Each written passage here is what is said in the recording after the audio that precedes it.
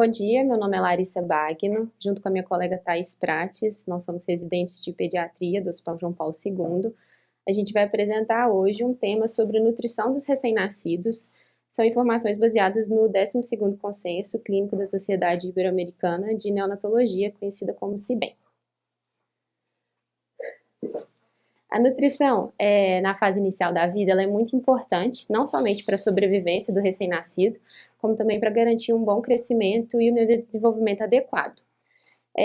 Nós, como pediatras, a gente tem um papel de uma balança aí, a gente tem que saber balancear tanto o aporte dos nutrientes suficientes para o crescimento e desenvolvimento normais, sem exceder a capacidades metabólicas e excretoras do recém-nascido. E o nosso objetivo é atingir esse crescimento adequado para a idade gestacional, mas não só se tratando de parâmetros antropométricos, mas também de variação corporal e de retenção de nutrientes. Estava escrito, sumiu. O fornecimento insuficiente dos nutrientes, então, ele vai gerar alterações fisiológicas e metabólicas no recém-nascido. Primeiramente, eles vão precisar de energia, tirar energia de outros lugares, então vai mobilizar os depósitos de gordura. Em seguida, vão para as proteínas musculares, proteínas cutâneas e, por último, as proteínas do trato gastrointestinal. Então, ele entra aí nesse estado de catabolismo dos tecidos do corpo.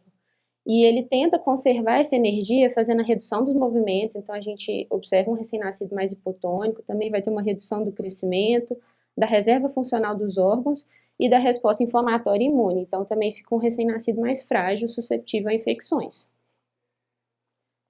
Algumas deficiências nutricionais, elas causam, assim, consequências imediatas após o nascimento, também podem causar a médio e a longo prazo. Aqui a gente fez um resumão da maioria das consequências. Pode ser asfixia perinatal, necessitando de reanimação cardiovascular na sala de parto, dificuldade de retenção de calor, gerando hipotermia, distúrbios metabólicos como hipoglicemia, hipocalcemia, dificuldade de alimentação e ganho de peso, propensão a infecções, problemas cardiorrespiratórios, problemas neurológicos, hemorragia intraventricular e atrofia do hipocampo são algumas dessas alterações que elas podem acarretar em problemas a médio prazo de menor capacidade intelectual, memória espacial ruim, desempenho escolar inferior, QI inferior também. Problemas gastrointestinais, como a enterocolite necrotizante, problemas hematológicos, poliglobulia, neutropenia, plaquetopenia, ou então propensão à síndrome da morte súbita infantil também. Alguns desses nutrientes, eles podem causar algumas relações diretas, que o consenso mostra para a gente. A deficiência de selênio está muito relacionada à displasia broncopulmonar e à retinopatia da prematuridade, cálcio e fósforo principalmente a osteopenia, a deficiência de zinco, alterações na imunidade celular e também uma condição que chama acrodermatite enterohepática. E a deficiência de ácidos graxos essenciais está relacionada a um crescimento deficiente, propensão a sepse, trombocitopenia e fragmentação eritrocitária. Tudo isso que eu falei foi muito citado, a gente vai começar a entender melhor assim, o porquê que essa falta de nutriente causa todas essas consequências. A gente vai ter o fígado com uma diminuição da produção de glicose, então a gente vai ter uma tendência à hipoglicemia, e o fígado também vai ter uma redução da produção de albumina, transferrina e outras proteínas de transporte também. O recém-nascido fica com uma menor produção de calor, tudo isso pela falta de nutrientes, então falta de energia, né? Menor produção de calor e uma tendência à hipotermia. Também vai ter, os rins vão ter então uma menor capacidade de eliminar líquidos e sódio, e que vão se acumular na circulação, consequentemente aumentar o risco de sobrecarga de fluidos. Da mesma forma, o coração vai reduzir o débito e ele não vai conseguir lidar com essa sobrecarga de fluidos, podendo provocar uma insuficiência cardíaca. A bomba de sódio e potássio também vai estar com a sua função reduzida pela falta de aporte energético, então os íons vão ficar trocados, né? O sódio vai ficar mais dentro da célula, vai ter retenção de líquidos e edema, e o potássio vai ficar mais fora da célula, sendo excretado na urina e podendo provocar aí distúrbios hidroeletrolíticos. Além disso, igual aquele estado de catabolismo que eu já tinha mencionado, a perda de proteína muscular pode também ocasionar em perdas de potássio, magnésio, zinco e cobre.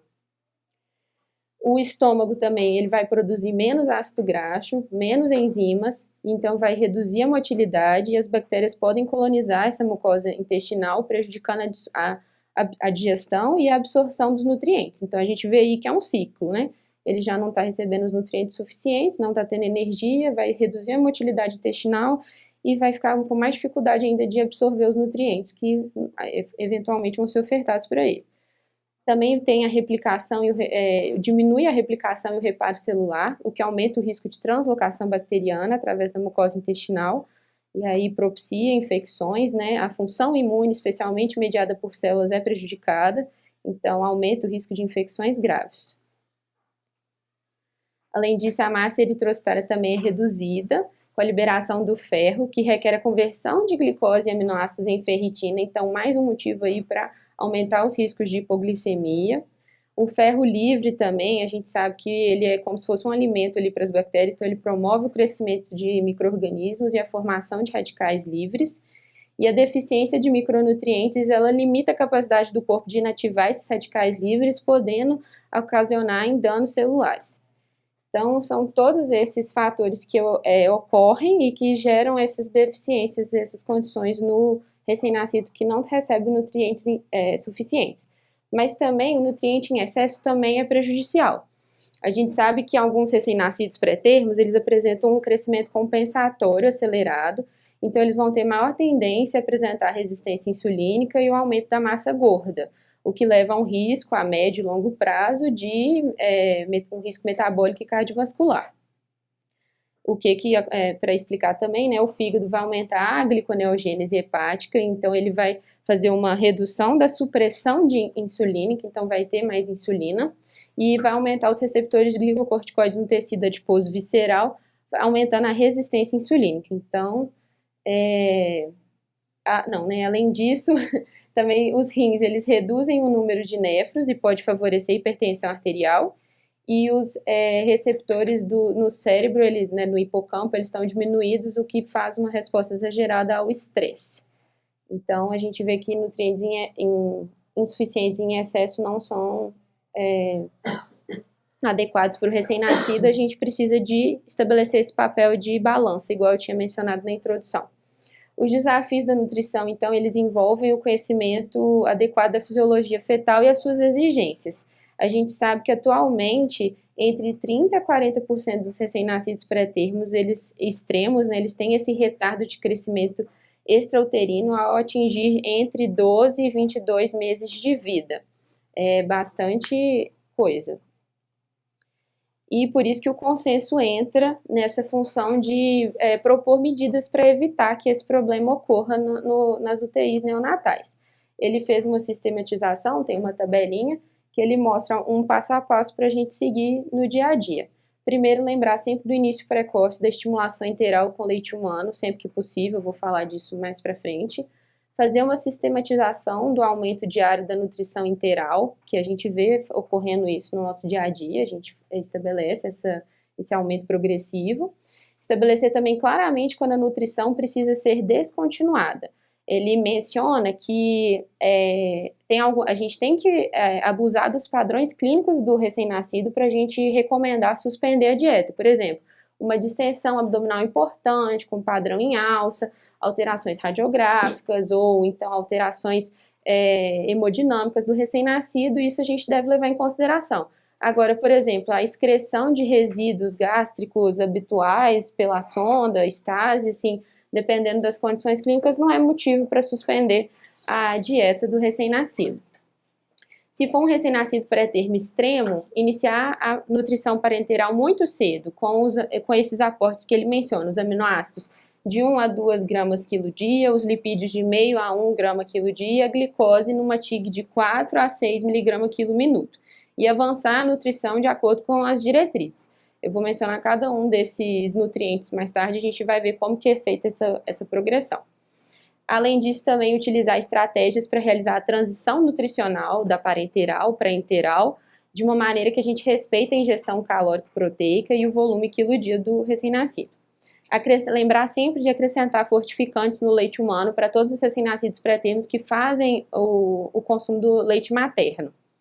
Nos casos de recém-nascidos pré-termos que não recebem o leite materno, né, por qualquer motivo, então utilizar as fórmulas específicas do pré-termo, né, que elas normalmente são 0,8 quilocalorias por ml, desde o início da alimentação interal. E realizar também o peso diário, ou a cada 2 a 3 dias, e o perímetro cefálico e a altura semanalmente, para fazer esse controle. Aí vamos para as recomendações nutricionais de cada tipo de nutriente, né? Os carboidratos, primeiro, importante a gente lembrar que ele é uma importante fonte de energia prontamente disponível.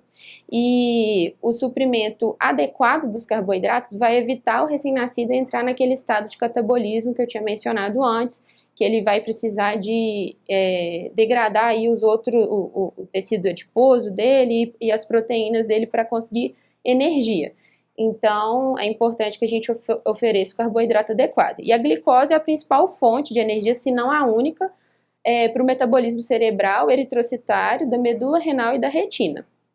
Então, durante os primeiros dias de vida do recém-nascido pré-termo doente, geralmente ele recebe uma glicose venosa para manter a glicemia nos valores normais. E essa infusão, então, igual tinha falado também, ele vai ser recomendada de 4 a 6 miligramas quilo minuto.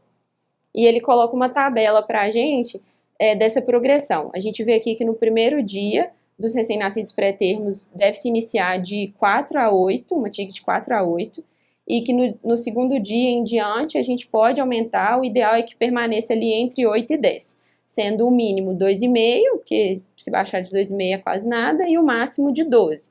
Mas isso aqui a gente tem que ficar atento também, porque tem que saber por onde essa glicose está sendo infundida no recém-nascido, né? Lembrando da concentração de glicose periférica, ou se for acesso central, fica mais fácil.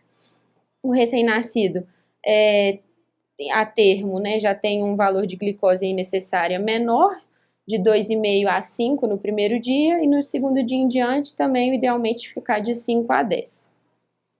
E a gente quer sempre manter os níveis de glicose no sangue entre 50 e 120. A gente sabe que ali nas primeiras horas de vida, até o recém-nascido completar 24 horas de vida, pode ser até acima de 45, mas em diante a gente quer sempre de 50 a 120. Os carboidratos também eles devem contribuir com aproximadamente 40 a 50% da ingestão calórica total. E a gente sabe que a forma que o carboidrato ele está tanto no leite materno, tanto nas fórmulas, na forma de lactose. E a gente tem essa enzima, que ele vai ser hidrolisado pela lactase, que está presente nos recém-nascidos, apesar de menos presente nos pré-termos, que ela fica aí reduzida, presente apenas 70% nos pré-termos, mas eles mesmo assim não identificam que os pré-termos têm uma redução ou uma tolerância menor à lactase. Eles conseguem dar conta, mas de qualquer forma as fórmulas para prematuros elas são enriquecidas com polímeros de glicose justamente para facilitar essa aquisição da glicose pelos pré-termos. Os lipídios, então, já é uma fonte de energia mais concentrada e ele é indicado iniciar uma infusão nas primeiras 24 a 30 horas de vida também com meio a 1 grama quilo dia e vai avançando da mesma forma, então acrescentando meio a 1 grama diariamente até atingir de 3 a 3,5 gramas quilo dia. Os lipídios eles têm uma contribuição calórica de 40 a 55%, mas eles não devem exceder 60% para não causar aqueles prejuízos dos nutrientes em excesso. E não se sabe o valor máximo de uma trigliceridemia que a gente possa aceitar nos recém-nascidos, porque a maioria dos recém-nascidos que são termos e alimentam com leite materno, eles podem apresentar um triglicéridos acima de 170, variando até 400. Então, o que o consenso recomenda é que a gente não use os valores laboratoriais para diminuir o aporte de lipídico dos recém-nascidos. Você pode, se ele estiver apresentando algum sinal clínico associado, aí sim a gente pode considerar fazendo uma redução lenta e gradativa. A recomendação das proteínas, então, a gente vai começar no primeiro dia de vida com 1,5 grama quilo dia de aminoácido e vai aumentando meio a 1 grama quilo dia, é bem parecido com os lipídios, né, o aumento, e chega até 3,5 a 4 gramas quilo dia alcançando esse aporte até no máximo 5 dias de vida. Que é a recomendação é que os recém-nascidos que estão em estado catabólico por um quadro de sepse ou então um quadro pós-cirúrgico, aí a recomendação é que eles fiquem com um aporte um pouquinho maior de 4 a 4,5 gramas quilo dia, em relação aos recém-nascidos que estão bem nas primeiras horas de vida. E uma coisa que eu achei muito interessante que ele menciona é que se a gente observar que esse recém-nascido teve um aumento da ureia, não necessariamente quer significar que ele está tendo uma disfunção renal, uma toxicidade. Pode ser justamente porque ele está degradando os aminoácidos como fonte de energia, né? Então, eu achei importante mencionar isso também. Agora, o cálcio e o fósforo, eles são os principais constituintes do tecido ósseo e eles são... A incorporação deles no tecido ósseo ela é realizada a partir da 24ª semana de gestação e vai até ele ficar a termo. E então, 80% da incorporação desses minerais no tecido ósseo ocorre nesse período, sendo um pico ali estimado de 36 semanas. Então, os recém-nascidos pré-termos é importante a gente fazer a ingestão precoce desses minerais justamente para evitar a osteopenia, já que eles não tiveram esse período gestacional. E também ele coloca uma tabela para a gente acompanhar de diversos consensos, né, sobre a ingestão de cálcio, fósforo e a relação deles no organismo, que normalmente é de 2 para 1. O ferro, então, o teor de ferro corporal a nascer em recém-nascidos prematuros, ele é menor do que recém-nascidos a termo. E a maior parte do ferro ela é encontrada dentro das hemoglobinas circulantes. A anemia fisiológica do recém-nascido ela não é tratada com a reposição do ferro em si, mas a gente sabe que é muito feito transfusões de hemácia são comuns, né, na rotina do neonatologista, e no entanto é importante evitar o excesso de ferro livre, porque 1 grama de ferro elementar é equivalente a cada ml de hemácia transfundida, né? E isso pode aumentar os riscos, esse ferro livre disponível pode aumentar os riscos de danos oxidativos. Além disso, outros micronutrientes, além do ferro, também são importantes para o desenvolvimento dos tecidos e as necessidades desses micronutrientes. É importante dizer também que elas são até maiores do que quando comparadas às necessidades de um adulto, por exemplo, porque o recém-nascido está em um processo rápido de desenvolvimento corporal. Ele coloca para a gente uma tabela que a tabela 4 mostra que o requerimento desses micronutrientes por via oral, a tabela 5 por via parenteral, e também as recomendações de aportes de vitamina.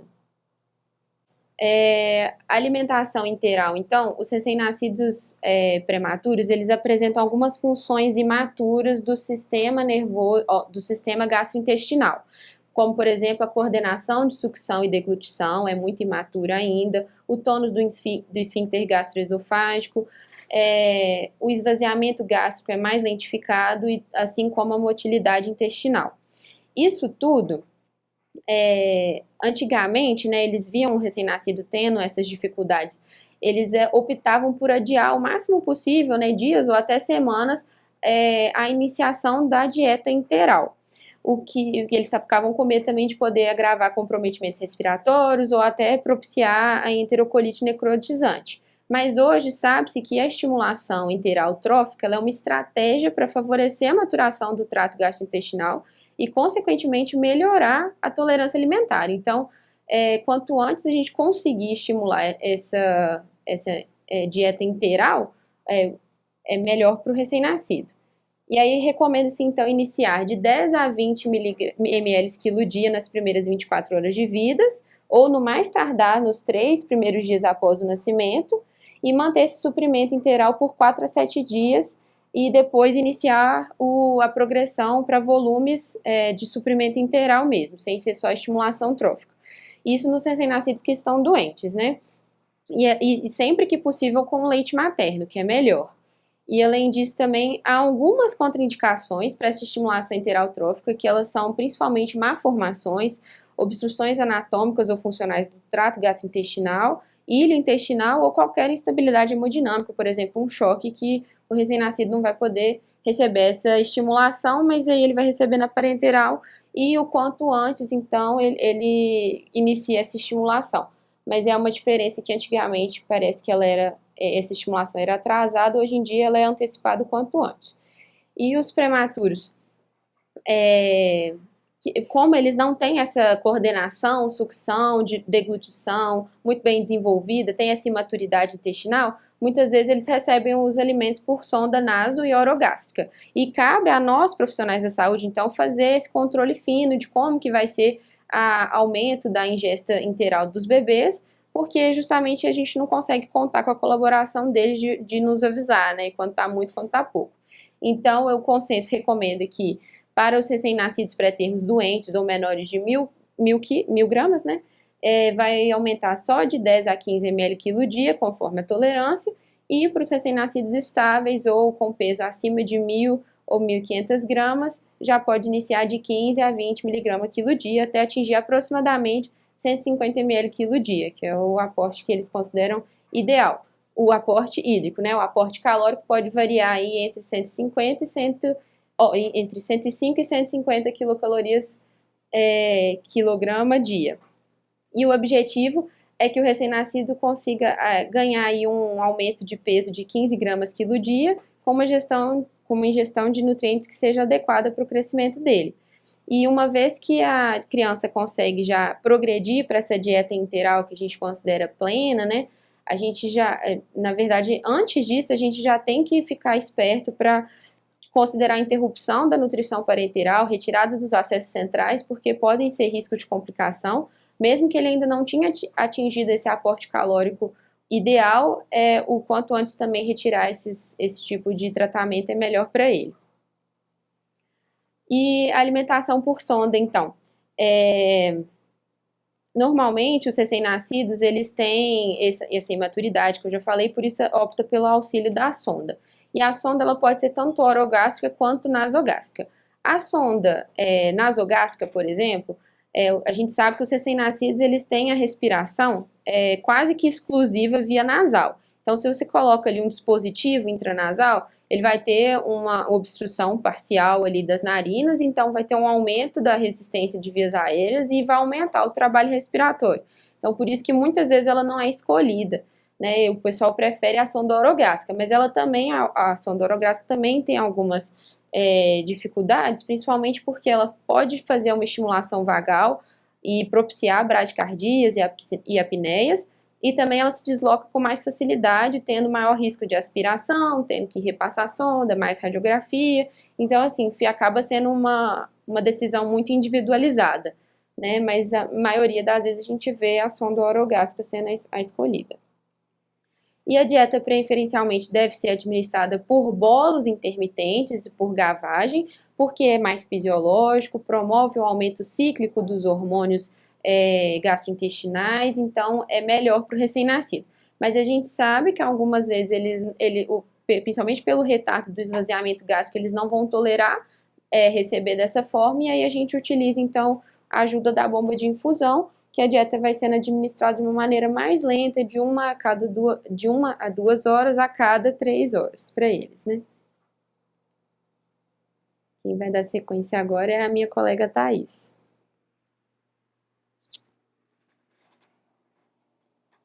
Olá, meu nome é Thaís, vou dar continuidade então à apresentação. A Larissa já introduziu a respeito da alimentação por sonda. Quanto ao posicionamento ideal da sonda, por mais que o posicionamento transpilórico ele garanta a administração dos nutrientes nos seus principais sítios de absorção e diminua também a possibilidade de refluxo gastroesofágico, por conta justamente do que já foi mencionado, né, da redução do tempo, do aumento do tempo de esvaziamento gástrico, do esfíncter esofágico com um tônus menor. Ao omitir a fase gástrica dessa nutrição, você tem uma alteração da secreção hormonal e de fatores de crescimento que são fundamentais para o amadurecimento e para o desenvolvimento desse recém-nascido. E, além disso, A omissão dessa fase, ela aumenta o risco de enterocolite, já que micro-organismos que poderiam ser neutralizados pela ação ali ácida do estômago, eles passariam sem essa barreira. E quanto ao tempo de permanência da sonda, existem duas possibilidades. Ela ficar por dias ou semanas, ou então ela ser colocada em cada uma das dietas. E é preferível a manutenção da sonda por o maior tempo possível, para evitar o estresse de cada colocação e, além disso, aumentar a necessidade de radiografias e afins, como também já foi mencionado. Quanto ao leite materno, o leite materno inicial, ele tem uma quantidade adequada de proteína e de sódio, mas ele é insuficiente no conteúdo de cálcio e de fósforo. O amadurecimento do leite, ele ocorre numa velocidade maior quando comparado com o amadurecimento do recém-nascido. Então, essa deficiência de nutrientes, à medida que o RN vai avançando na sua idade, ela vai se tornando mais significativa. E que é por isso que é necessária a suplementação, para ter um melhor ganho de peso, um melhor balanço de nitrogênio, ter uma melhoras nos níveis plasmáticos de albumina, de crescimento linear e de mineralização óssea. Existem algumas contraindicações bem estabelecidas em relação à oferta do leite materno. Por exemplo, a infecção pelo HIV, mas a OMS pondera uma exceção, que seriam países subdesenvolvidos, em que se tem uma alta mortalidade em relação à desnutrição, em que é considerado, nesses casos, o risco de infecção como algo menos prejudicial do que se tirar o aleitamento materno. Então, nesses casos, a contraindicação acaba ela sendo bem estabelecida apenas se existir uma alternativa segura para isso. A infecção pela HTLV entra nesse mesmo sentido, mas com a observação de que existem estudos que mostram uma inativação do vírus após seu congelamento. Outra contraindicação seria a galactosemia, a deficiência congênita de lactase, que é rara, mas pode acontecer, o uso materno de algumas medicações, como quimioterápicos ou algumas medicações contendo isótopos radioativos, ou ainda o uso de drogas ilícitas. Algumas contraindicações relativas seriam a tuberculose não tratada. A OMS não recomenda a separação do binômio mãe e filho e indica que o RN seja tratado por 6 meses, caso a mãe esteja em tratamento por menos de 2 meses aí ao nascimento. Já a Associação Americana de Pediatria e outros autores recomendam que ocorra assim a separação, pelo menos nas 2 primeiras semanas, até que a mãe seja garantidamente não mais uma transmissora. Em relação à infecção por herpes simples, é necessário interromper a amamentação no seio quando existem lesões ativas, no caso da hepatite C, no caso de fissura ativa com sangramento, porque pelo leite em si, não são muito documentadas essa via de transmissão, mas se tiver com sangue ativo no momento da sucção, poderia sim contaminar. Quanto à infecção por citomegalovírus, o recém-nascido prematuro ele tem um risco aumentado de infecção grave de sequelas neurológicas. A pasteurização e o congelamento do leite materno e, consequentemente, ofertado por mamadeira, copinho, algum outro dispositivo, poderia diminuir, então, esse risco de transmissão. No caso da brucelose, se o diagnóstico ele ocorre durante o aleitamento, o recém-nascido provavelmente já está infectado também, e aí ambos são indicados para tratamento. Algumas situações especiais do lactente são a fenilcetonúria e a leucinose. No caso da fenilcetonúria, o leite materno ele possui um teor muito baixo de fenilalanina e permitiria então administrar baixas quantidades junto com o leite específico, sim, a fenilalanina, e acompanhar os níveis séricos para monitorizar aí essa quantidade de leite materno a ser ofertado. E no caso da leucinose, também pode ser usada uma combinação de leite sem os aminoácidos leucina, isoleucina e valina. Após a alta desses recém-nascidos, tem uma preocupação muito grande em relação à taxa de crescimento somática, porque está associado com o crescimento de perímetro cefálico e, consequentemente, com o neurodesenvolvimento. Como mencionado na primeira parte da aula, a aceleração do crescimento ela também pode ter um efeito adverso, tal qual o seu retardo, Então, existe um objetivo em atingir a composição corporal e a taxa de crescimento de um recém-nascido termo da mesma idade pós-concepcional ao longo aí do primeiro ano de vida. A maioria dos recém-nascidos prematuros tem um déficit nutricional significativo no momento da alta, então eles têm maiores necessidades de crescimento e de recuperação nutricional. É importante, assim, né, pontuar que o maior acúmulo de cálcio, geralmente ele ocorre no terceiro trimestre da gestação, o que nesses recém-nascidos, em sua maioria, acabam perdendo esse momento, e tem ainda um déficit no momento em que está se estabelecendo a dieta enteral. Como eles têm que ter essa fase de crescimento aí acelerada, eles têm uma maior demanda, então o consumo ele é ainda mais elevado. Tudo isso propicia aí a aumentar essa deficiência. No que diz respeito às vitaminas A, D e E, existem alguns estudos que apontam sobre as necessidades, mas ainda não existem consensos a respeito disso. O que se sabe, então, é que de proteína é necessário de 2,5 a 3,5 gramas por quilo por dia, de cálcio de 150 a 175 miligramas por quilo por dia, de fósforo de 90 a 105 miligramas por quilo por dia, de vitamina A pelo menos 1.000 unidades por dia e de vitamina D de 400 unidades por dia. Os estudos, eles apontam, então, que o uso de fórmulas fortificadas melhoram esse crescimento. E para essa fortificação, existem as opções das fórmulas enriquecidas ou de transição, que vão ter um maior aporte calórico, proteico, de vitaminas e de minerais, ou as fórmulas concentradas, que vão ter uma maior densidade calórica. No caso do uso do leite materno exclusivo, tem esse desenvolvimento de sinais de deficiência de cálcio e de fósforo nos ossos, além de baixos níveis de fósforo plasmático e níveis mais altos de fosfatase alcalina. No recém-nascido que a alta recebe no seu peso abaixo do percentil 10, se estiver em uso de fórmula, ela deve ser uma fórmula enriquecida, e se por acaso estiver em aleitamento materno exclusivo, deve receber a suplementação nutricional. E aí essa suplementação pode ser tanto pelo aleitamento materno complementado com a fórmula enriquecida, pode ser utilizados fortificadores para o leite materno, ou a suplementar com nutrientes conforme as necessidades. Em relação à suplementação de ferro, é bem estabelecido, né, em relação ao seu suplemento, né, assim, no caso, o RN com peso de nascimento menor que 1 kg seria de 4 a 6 mg por quilo por dia, de 1 a 1,5 kg, 3 mg quilo dia, e de 1,5 a 2 mg por quilo por dia. Mas, para além dessa suplementação, é importante pontuar alguns fatores, que é o utilizar os fortificantes ou as fórmulas de prematuro suplementadas com ferro já o mais precocemente possível, minimizar as coletas de sangue, contabilizar as transfusões de concentrado de hemácia que o recém-nascido receber ao longo desse seu tempo de internação, e o momento de iniciar a suplementação de ferro, que é entre 4 a 6 semanas de vida ou 4 a 6 semanas após a última transfusão. Quanto à suplementação de cálcio e fósforo, geralmente esses recém-nascidos, né, inicialmente eles estão em nutrição parenteral e nos primeiros dias de vida, e a necessidade de cálcio varia de 60 a 80 mg quilo dia e de fósforo de 45 a 60. A absorção interal de cálcio, ela vai depender de diversos fatores, como o aporte de vitamina D, a solubilidade dos sais de cálcio e a ingesta de gordura. Como já mencionado, o leite materno ele é insuficiente nesse aporte, e se não for utilizados, né, os fortificadores, eles vão ter que ser monitorizados. As fórmulas, elas devem conter de 123 a 185 mg de cálcio e 80 a 110 por 100 calorias de fósforo.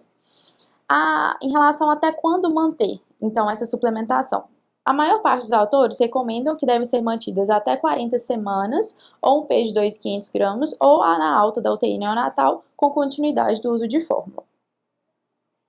Para a avaliação do crescimento, ele é muito importante por questões, né, das sequelas envolvidas com crescimento inadequado, principalmente do ponto de vista de desempenho intelectual e de neurodesenvolvimento.